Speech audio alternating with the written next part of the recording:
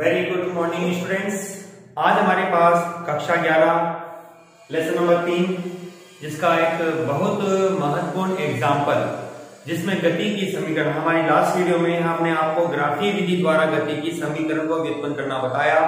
आज हमारी वीडियो में हम कलन विधि मतलब कि अवकलन और समाकलन का उपयोग करके आप गति की समीकरण को किस तरह से प्राप्त कर सकते हो उसके बारे में हम आज यहाँ पर पढ़ेंगे। ओके स्टूडेंट्स, चलिए हम शुरुआत करते हैं। हमने ये कहा स्टूडेंट्स कि हमारे पास त्वरण की परिभाषा है।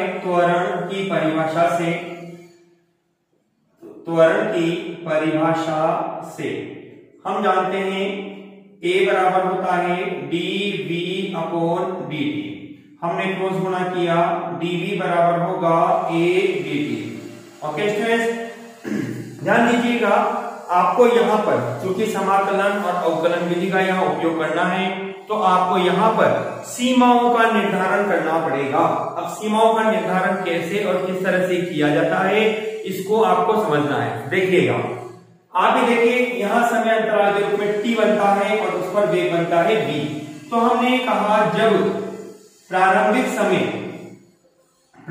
समय आपके पास बनता है t बराबर 0 सेकेंड, तो प्रारंभिक वेग आपके पास होता है जिसको हम लिखते हैं u। अंतिम समय के रूप में आपके पास है, अंतिम समय जब आपके पास t बराबर t सेकेंड प्राप्त होता है तो अंतिम वेग आपको मिलेगा, अंतिम वेग कितना होगा v। अतः हमने यहां पर इसको व्यवस्थित किया, dv इक्वल टू a नियत है इसलिए समाकलन के बाहर और dt। जब 0 सेकेंड तो वेग है हमारे पास u के रूप में, t समय आपके पास है, अंतिम वेग बनता है v के रूप में। ठीक है, dv का समाकलन आपको बनेगा v, जिसकी लिमिट आपको बनेगी u से लेकर v के लिए बराबर a, समाकलन होगा t माइनस 0 के रूप में। ठीक है स्टूडेंट्स, हम पहले जैसे कि नियम अनुसार हम जानते हैं, हमने आपको बताया भी है कि सर्वप्रथम आप यहाँ पर उच्च सीमा को पहले रखेंगे तो उच्च सीमा v, निम्न सीमा u बराबर होगा a और t, या आप इसको लिख सकते हैं v बराबर होगा u प्लस at। यह आपके पास स्टूडेंट्स गति की प्रथम समीकरण प्राप्त होती है। यह गति की आपको प्राप्त होती है फर्स्ट समीकरण, जिसको हम कलन विधि से हमने यहाँ पर इस इक्वेशन को यहाँ पर प्राप्त किया है। ओके स्टूडेंट्स, चलिए अब हम इस वीडियो को और आगे बढ़ाते हैं। अब हमें गति की दूसरी समीकरण प्राप्त करनी है। हमने ये कहा यहाँ पर वेग की परिभाषा से हम जानते हैं कि v बराबर होता है dx/dt। आपको जानकारी है कि वस्तु के विस्थापन में परिवर्तन की दर को वस्तु का वेग कहते हैं। तो हमने यहां लिखा v बराबर dx/dt, इसलिए हमें मिलेगा dx/dt बराबर होगा u प्लस at। या हमने क्रॉस गुणा किया तो dx बराबर होगा u dt plus at into dt। हमने इसको नंबर दे दिया समीकरण नंबर 2।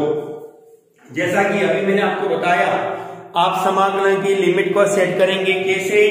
अब आप देखिए, यहां पर अल्प अंतराल के रूप में समय बनता है और एक बनता है विस्थापन या स्थिति।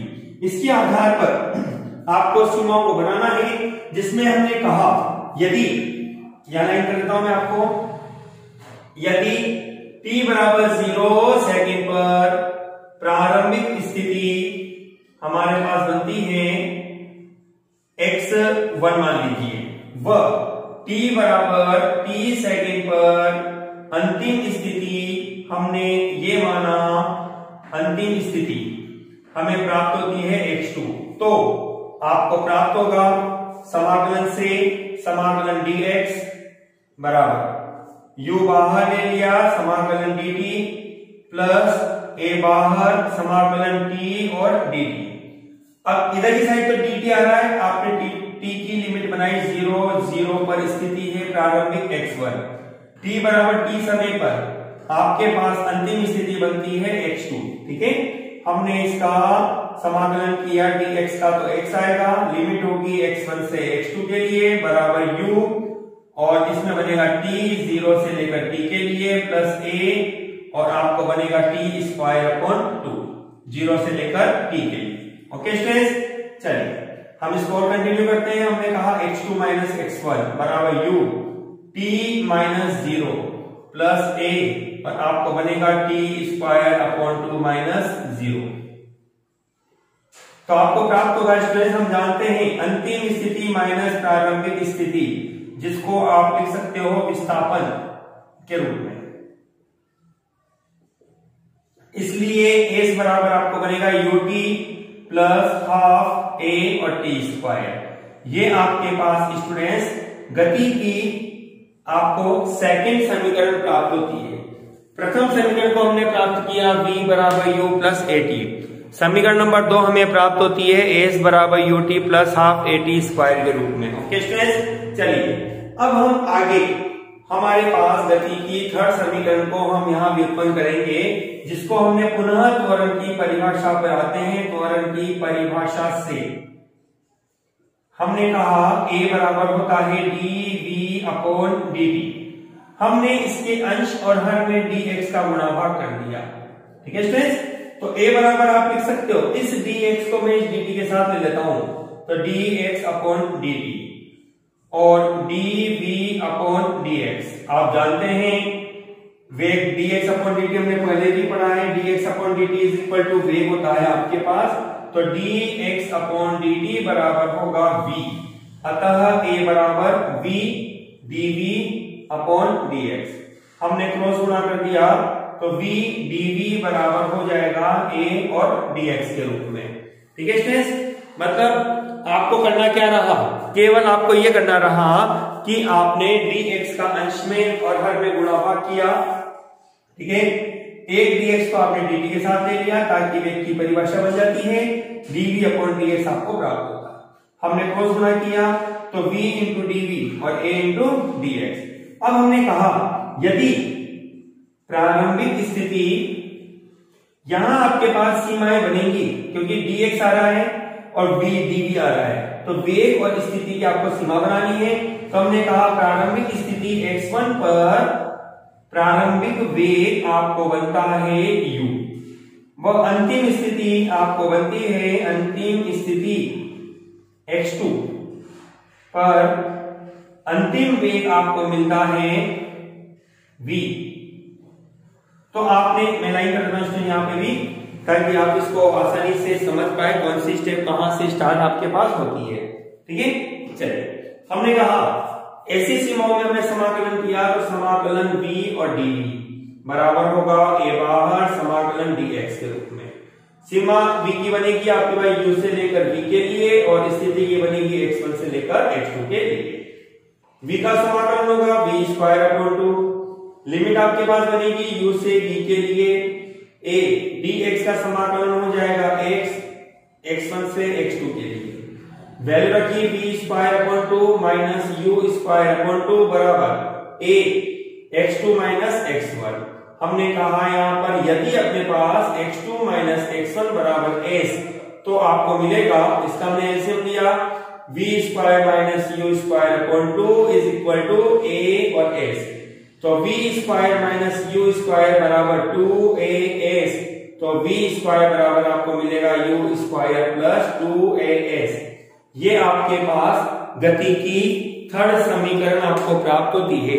इस तरह से स्टूडेंट्स हम कलन विधि का उपयोग करके गति की समीकरण को यहां व्युत्पन्न कर सकते हैं। एक बार दोबारा से इसको रिपीट करिए आप, मैं दोबारा से आपको अवकलन और समाकलन का उपयोग करके किस तरह से गति की समीकरण को भी व्युत्पन्न किया जा सकता है उसको समझाता हूं। हमने कहा त्वरण की परिभाषा से a बराबर होता है dv अपॉन dt। हमने क्रॉस गुणा किया, dv बराबर हो जाएगा a इंटू dt। ठीक है, आपको सीमाएं बनानी है जो परिवर्तन को दर्शा रहा है, जैसे तो t और एक v। तो हमने कहा t बराबर 0 सेकंड पर प्रारंभिक वेग बनता है u के रूप में और t बराबर t सेकंड पर अंतिम वेग बनता है v। तो हमने इसका समाकलन किया, integration u to v dv बराबर a इंटीग्रेशन 0 से t और dt के रूप में। ओके स्टूडेंट्स, dv का समाकलन करने पर हमें मिलता है v, जिसकी लिमिट हमें मिलेगी u से लेकर v के लिए a, समाकलन बनेगा t माइनस 0 के रूप में। ओके, हमने पहले उच्च सीमा रखी v माइनस यू बराबर 80। ओके, तो v बराबर में प्राप्त होगा u प्लस 80। हमने वेग की परिभाषा से फॉर्मूला लागू किया, v बराबर dx अपॉन dt। हमने इस फॉर्मूले को रख दिया समीकरण नंबर 1 में। ये गति की प्रथम समीकरण प्राप्त होती है। ये आपके पास है गति की प्रथम समीकरण, ठीक है। dx अपॉन dt बराबर u प्लस 80। हमने क्रॉस गुणा किया, dx बराबर जाएगा u dt प्लस 80 dt। अब जैसा कि यहां पर x और t, ठीक है, इसमें परिवर्तन दर्शाया जा रहा है, तो सीमाएं भी आपको इसी रूप में बनानी पड़ेंगी। तो हमने कहा t बराबर 0 सेकंड पर प्रारंभिक स्थिति है x1 और t बराबर t सेकंड पर अंतिम स्थिति बनती है x2। तो हमने समाकलन x1 से x2 के लिए dx बराबर u, समाकलन 0 से t के लिए dt प्लस a, समाकलन 0 से t के लिए t और dt। dx का समाकलन x, सीमा आपके पास x1 से x2 के लिए u, dt का समाकलन t, समाकलन की लिमिट है 0 से t के लिए प्लस a, और t का समाकलन होगा t स्क्वायर अपॉन 2 0 से t के लिए, ठीक है। हमने वैल्यू पुट करी x2 माइनस x1 बराबर होगा u t minus 0 plus a, उच्च सीमा t स्क्वायर अपॉन 2 माइनस 0। हमने जैसे कि जानते हैं x2 माइनस x1 अंतिम स्थिति माइनस प्रारंभिक स्थिति बराबर होता है आपको विस्थापन। तो हमें मिलेगा यहाँ पर s बराबर होगा ut plus half at square, ठीक है। समीकरण नंबर आपको बनती है यह, वैसे तो समीकरण नंबर 3 बनी है हमारी, लेकिन यह आपके पास है गति की द्वितीय समीकरण, ठीक है स्टूडेंट्स। चलिए अब आते हैं थर्ड समीकरण को व्युत्पन्न करने के लिए। तो हमने कहा त्वरण की परिभाषा से a बराबर होता है dv अपॉन dt। हमने इसके अंश में और हर में dx का गुणा कर दिया। इससे हमें क्या मिलेगा, हमने कहा dx को dt के साथ ले लेते हैं और dv को dx के साथ ले लिया। ओके, dx अपॉन dt वेग होता है, तो हमें मिलेगा a बराबर v dv अपॉन dx बराबर v dv बराबर a dx। ओके, यदि अब देखो यहां पर सीमाएं किसकी बनेगी, एक तो परिवर्तन आता है वेग का और एक आता है स्थिति का। तो हमने उसी रूप में यहां पर हमने कहा प्रारंभिक स्थिति x1 पर प्रारंभिक वेग बनता है u और अंतिम स्थिति x2 पर अंतिम वेग बनता है v। तो हमें मिलेगा समाकलन u से v के लिए v dv बराबर a, समाकलन x1 से x2 के लिए और इंटू dx। ओके, चलिए v का समाकलन बनेगा v स्क्वायर अपॉन 2, लिमिट आपके पास बनेगी u से v के लिए बराबर a, और dx का समाकलन x, सीमा बनेगी x1 से x2 के लिए। पहले उच्च सीमा v square upon 2 minus u square upon 2 बराबर a, x2 माइनस x1। अब जैसा कि हम जानते हैं x2 अंतिम स्थिति माइनस प्रारंभिक स्थिति बराबर s, जो कि विस्थापन बनता है। तो आपको बनेगा v square minus u square upon 2 is equal to a into s। Cross गुणा कर दिया, v square minus u square बराबर 2as, तो v स्क्वायर बराबर बनेगा u स्क्वायर प्लस 2as। इस तरह से आपके पास यह गति की आपको तीसरी समीकरण प्राप्त होती है स्टूडेंट्स। इस तरह से आप कलन विधि का उपयोग करके गति की समीकरण को भी यहाँ व्युत्पन्न कर सकते हैं। हमारी कल की वीडियो में हमने आपको ग्राफी विधि बताई, यदि एग्जाम में आपसे ग्राफी विधि पूछता है तो आपको कल वाली विधि का यहाँ उपयोग करना रहेगा, और यदि आपसे कलन विधि के द्वारा गति की समीकरण को व्युत्पन्न करवाता है तो आप इस समीकरण का यहाँ पर उपयोग करेंगे। ओके डियर स्टूडेंट्स, तो आप ये ध्यान रखिएगा स्टूडेंट्स, इसको आप समझिए, बार बार देखिए इसको, और कंटिन्यू इस चीज का आप जितना दोहरान करेंगे आपकी अवकलन समाकलन के अच्छे तैयार होंगे और आपको गति की समीकरण की संपूर्ण नॉलेज भी मिलेगी। बहुत इंपॉर्टेंट टॉपिक रहता है स्टूडेंट गति की समीकरण में। हमारे पास कई जगह भौतिक ज्ञान में आप नीट आईआईटी के क्वेश्चन देखोगे तो 3 सवाल आपके पास गति की समीकरण से संबंधित रहते हैं। ओके स्टूडेंट्स, वीडियो को पूरा अवश्य देखो, लाइक शेयर करना न भूलिए और कमेंट जरूर करिए students. Okay students, thank you.